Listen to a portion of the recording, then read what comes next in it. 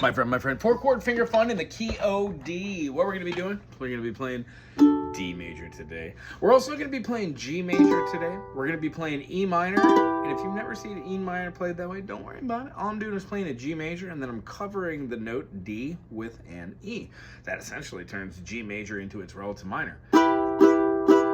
That finger does nothing, so don't worry about it when we do this. Also, if you do F major with a D in it and it turns to a D minor, or an A major with an F sharp, or dare I say like a D major with a B minor, all of these are the relative major and minor, so they make rock and roll. You could put a fourth in there, you could put a 2, or a 9 if you want to call it. Either way, these are great things to learn, and if you don't know these already, let me show you how to do it. Subscribe to this channel, why don't you? For today, we're going to be playing D major, E minor, F sharp minor, G major, A major, B minor, C sharp diminished, and D.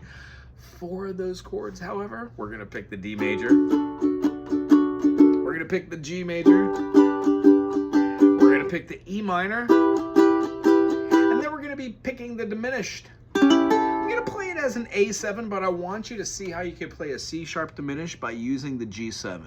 If you already know how to play one of the more simpler chords, the basic G7, looks and sounds like this. You're going to play with your secondary finger and move it all the way up to the 3 and the 4, and then bar, B-A-R-R-E, bar up that whole secondary fret, or just play that top note because that's the only one you really want to get on the G string right there. Yes! And there it is. So when we have a...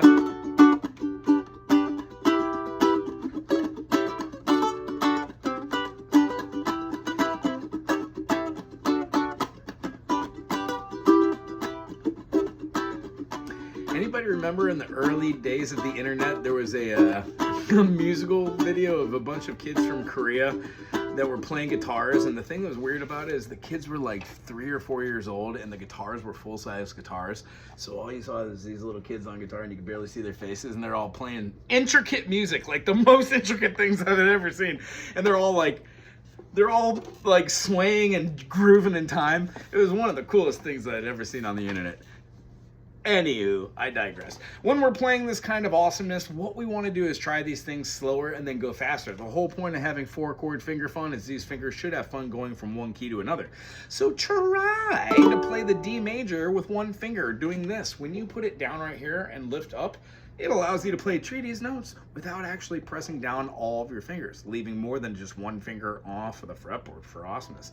You now have 3. When we play this D major and then we go up to the G, why not bar all 3 of these and put a finger down? That gives you your G. When you lay down another finger, that gives you your E. And when you take away these and drop down one finger to the A7, you're just playing a single chord. Every once in a while, try to throw the C sharp in there. However, the whole idea behind this is we want to be able to use both of these.